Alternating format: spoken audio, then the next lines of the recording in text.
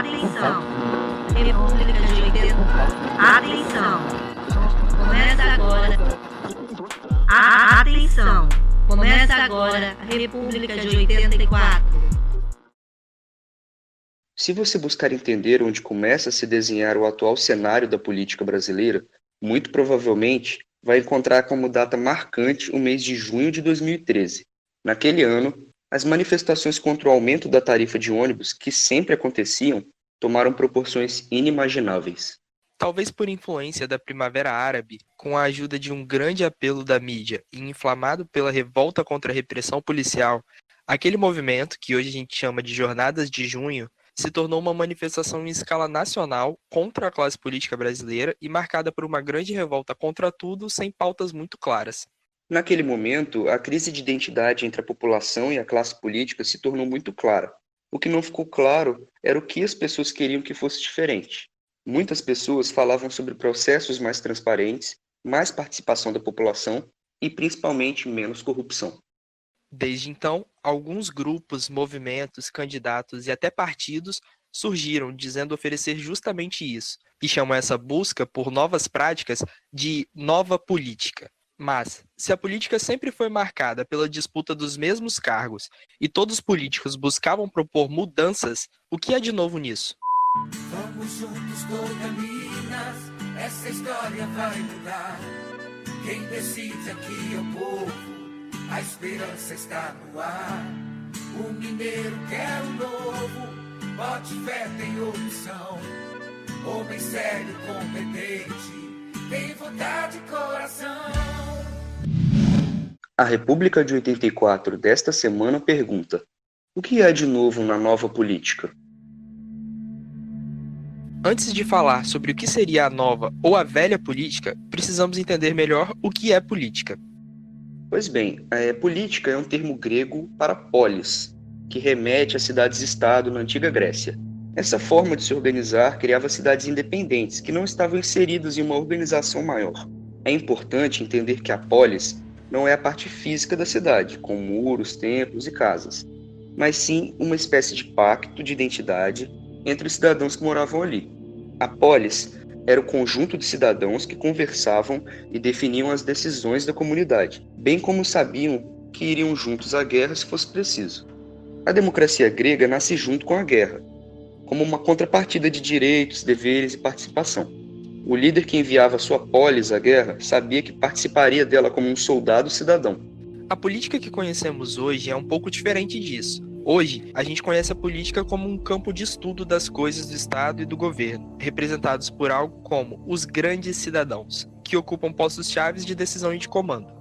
Essa política acaba sendo vista como algo distante do cotidiano, como um espaço de tomada de decisões separado e exclusivo para um grupo restrito de pessoas. Daí, surgem ideias como a de que alguém pode não gostar de política ou não se meter com política. Frases assim mantêm os espaços políticos distantes da maioria dos cidadãos. A classe política toma decisões e a população assiste e aceita essas decisões.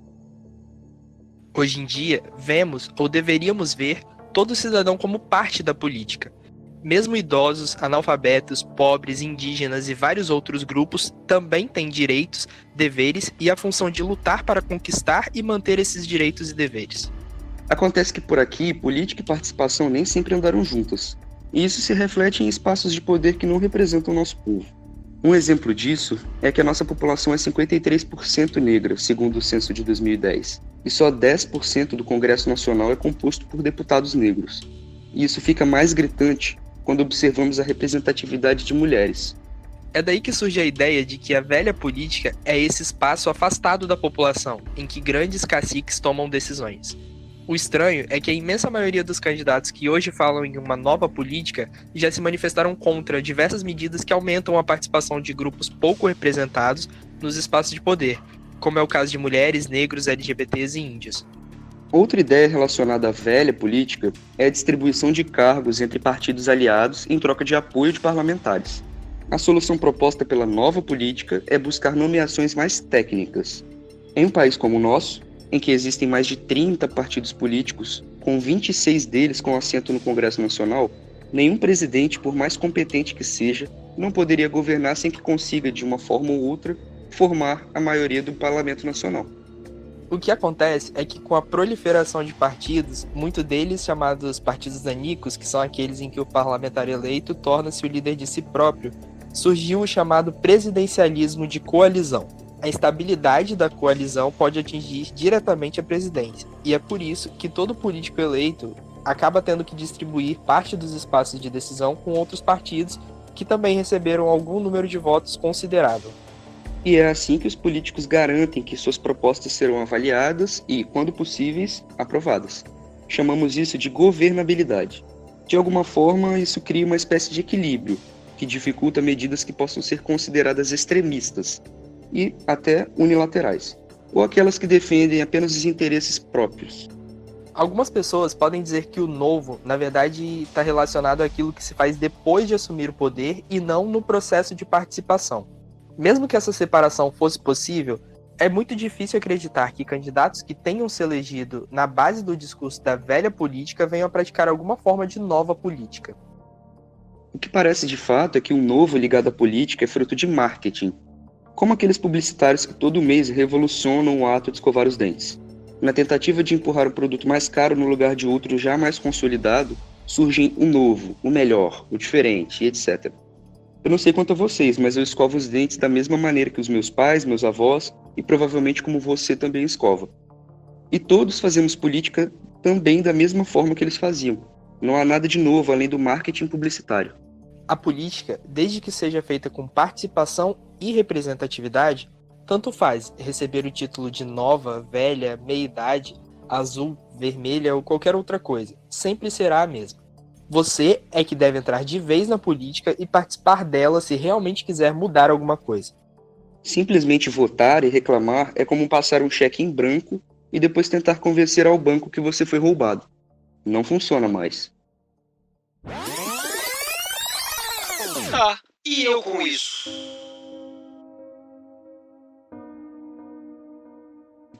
Então, galera, depois de toda a conversa que tivemos aqui, talvez você pense que nós acreditemos que todo mundo que usa esse discurso de nova política é um mau político e que vamos defender que você fuja desses candidatos.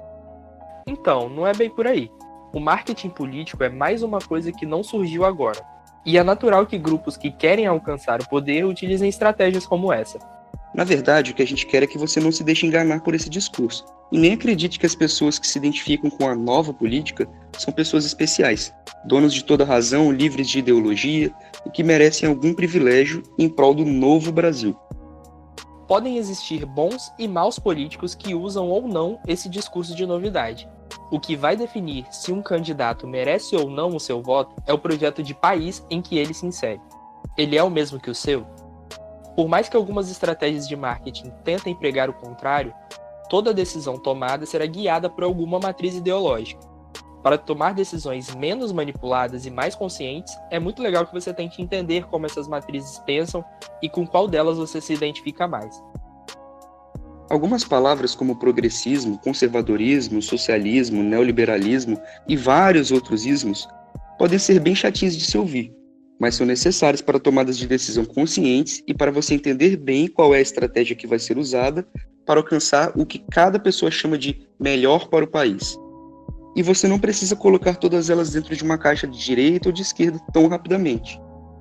Pelo menos não por enquanto. Mas pouco a pouco a gente vai te falando um pouquinho sobre cada uma delas por aqui.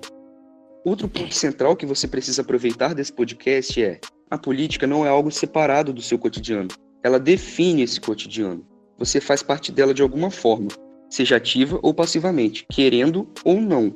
É por ela que a gente organiza a nossa vida, mesmo em detalhes que nem percebemos. Os direitos do consumidor, as relações de trabalho, o preço do gás, da água, da energia, quem tem acesso às universidades, quais serão essas universidades. Tudo isso são coisas que se definem através de decisões políticas. E é por isso que a gente acredita que se você quer tornar o mundo que a gente vive um pouco melhor, precisa começar a entender e se inserir nos espaços que definem essas questões. Podemos dizer com certeza que você é um integrante de grupos que possuem alguma organização política. Estudantes, trabalhadores, comunidades, bairros, cidades, estados, todos esses grupos estão organizados de alguma forma. Se você não se insere nessa organização, as decisões tomadas lá não vão considerar o que você pensa. É a sua atuação política que define se você estará no grupo das pessoas que organiza ou que obedece às regras desse grupo. Galera, se for para falar de nova política, então devemos colocar muitas aspas nessa expressão, nova política. Sofrendo pressão de aliados após sofrer sucessivas derrotas políticas, o atual presidente Jair Bolsonaro, que se elegeu prometendo fazer uma nova política, também começou a distribuir cargos aos partidos do Centrão em troca de votos ao Congresso, ressuscitando a velha política do toma lá da cá. Então, gente, deu pra ver que as coisas não são tão simples quanto alguns políticos que pregam essa nova política querem fazer você acreditar. Em resumo, se você quer que as coisas melhorem, precisa se organizar e propor melhorias. Busque os grupos com os quais você se identifica, participe dos debates e das discussões, só não siga indiferente. Como disse o Gabriel o Pensador, muda, que o medo é um modo de fazer censura.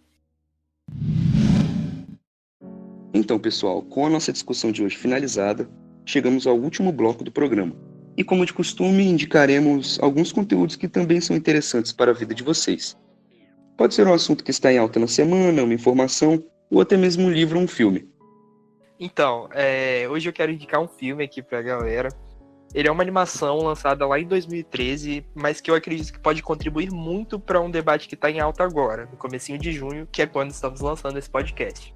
Acontece que na última semana de maio, as atenções estavam muito voltadas aos protestos do movimento negro dos Estados Unidos. Não é exatamente disso que eu vou falar aqui, mas eu vou explicar melhor o que está acontecendo. Depois da morte de George Floyd, um segurança negro de 46 anos que foi enforcado até a morte por um policial branco que se ajoelhou no seu pescoço, no estado de Minnesota, uma série de manifestações se espalharam pelos Estados Unidos da América. O que parece é que esse caso virou o estopim para liberar toda a revolta da comunidade preta dos Estados Unidos contra a violência policial racista. Depois dos primeiros atos na cidade de Minneapolis, onde ocorreu o caso, as manifestações passaram a se intensificar, se multiplicar e se radicalizar. Atingiram diversas outras cidades, com relatos de lançamento de objetos contra agentes do Estado, veículos incendiados e, no auge de tudo, um incêndio da delegacia da cidade em que aconteceu o caso. Como no caso que eu citei na semana passada, a gente também espera que você já tenha ouvido falar sobre isso, mas não é exatamente disso que trata o filme que eu vou indicar aqui. A questão é que a reação da população afro-norte-americana fez com que muitos brasileiros questionassem por que a nossa reação não é semelhante se a gente tem tantos casos de violência policial por aqui também. Acontece que essa dúvida não é nova. Por algum motivo, a gente passou a acreditar que a população brasileira é pacífica e aceita facilmente qualquer coisa que tente se impor a ela. É aqui que entra a minha indicação. O filme é Uma História de Amor e Fúria, dirigido pelo Luiz Bolognese. Ele é uma animação brasileira que atravessa diversos momentos da história do Brasil, desconstruindo essa imagem de que somos um povo pacífico e obediente. O Brasil tem uma história marcada por uma luta contra diversas formas de opressão, desde antes do suposto descobrimento, no ano de 1500. O que vimos acontecer nos Estados Unidos é o reflexo da história daquele povo. Eles passaram por vários momentos parecidos durante a trajetória do movimento negro. O Brasil tem a própria história, e é legítimo que a gente busque reações mais incisivas. Só que talvez seja melhor fazer isso buscando propor novas reações do que desmerecendo a história das nossas lutas. Cara, você me indicou esse filme durante tanto tempo. E uma coisa que nós dois concordamos é... Esse filme é uma ótima animação, tem um tipo de desenho bem inovador e o principal, é brasileiro. E infelizmente é pouco reconhecido. Mas diz aí, Matheus, qual é o seu destaque de hoje? Então, cara, o meu destaque de hoje é curto e grosso. Eu quero chamar a atenção de vocês para o genocídio indígena que ocorreu e ainda ocorre no Brasil e em todo o continente sul-americano. No Brasil, esse genocídio começou a acontecer a partir do princípio da colonização portuguesa, a partir daquele momento que Pedro Álvares Cabral chegou em 1500. O tratamento violento dos colonizadores e as doenças trazidas pelos europeus causaram a morte de muitos índios. As doenças, inclusive, não vieram hospedadas apenas nos portugueses. A varíola, por exemplo, que é a doença que mais matou na história da humanidade, estava presente no gado vacum, as vacas. A gripe estava presente nos porcos e aves, daí os nomes gripe suína e gripe aviária. Esse extermínio se estendeu por todo o continente, chegando até a América Central, com Hernán Cortés destruindo o Império Azteca a partir da disseminação de doenças. Olha, é difícil contabilizar quantos índios viviam no Brasil em 1500. Alguns estudos indicam 5 milhões, outros 3 milhões, mas o fato é que grande parte estava estabelecida no litoral. Em 1650, esse número já havia caído para 700 mil só no Brasil. Em 1957, chegou a 70 mil, o número mais baixo registrado na história. De lá para cá, a população indígena começou a crescer, mas ainda sofrem com, primeiro, o etnocídio, que é o extermínio da cultura, e o genocídio, que é o extermínio do povo. Entre agosto de 2018 e julho de 2019, os territórios indígenas brasileiros tiveram cerca de 423 km² desmatados. É triste. Para finalizar, eu quero indicar uma série que eu gosto bastante. É a série Guerras do Brasil, da Netflix. Ela fala sobre todos os períodos de guerra que o nosso país passou, ou, se não todos, os principais. E no primeiro episódio, trata justamente de tudo que eu falei, desse genocídio indígena que acontece até hoje. E como os indígenas ainda enxergam que estão em guerra contra nós, porque nós chegamos na terra deles, escravizamos eles e matamos eles, e isso até hoje. Então é uma série muito interessante, é um conteúdo de muito valor e eu acredito que vai agregar demais na vida de vocês. Porque, na minha humilde opinião, um povo sem memória é um povo sem futuro. É interessante que os nossos destaques, hoje eles conversam um pouco nesse sentido de reforçar memórias que o povo brasileiro ainda se propõe a discutir, sendo que elas não cabem em debate. A gente consegue concordar que o Brasil ainda é um país que está muito mal resolvido com a sua memória, né? Em pleno 2020, a gente ainda vê pessoas dispostas a debater questões como a ditadura militar e mesmo a dívida histórica da escravidão. E como em todo programa, nós citaremos as fontes utilizadas na pesquisa para a produção desse episódio. São elas: Amazônia Real, Catraca Livre, Estadão, Folha de São Paulo, G1, Isto É, Revista Fórum, Revista Galileu, Senado Notícias, Sul 21 e UOL. Então, gente, chegamos ao fim desse episódio e para encerrar, a frase de hoje é: nem de esquerda, nem de direita. O meu partido é o Brasil. E é com essa frase de manipulação sem vergonha que encerramos o programa de hoje. Um abraço e até semana que vem. Muito obrigado por nos ouvir até aqui e um abraço.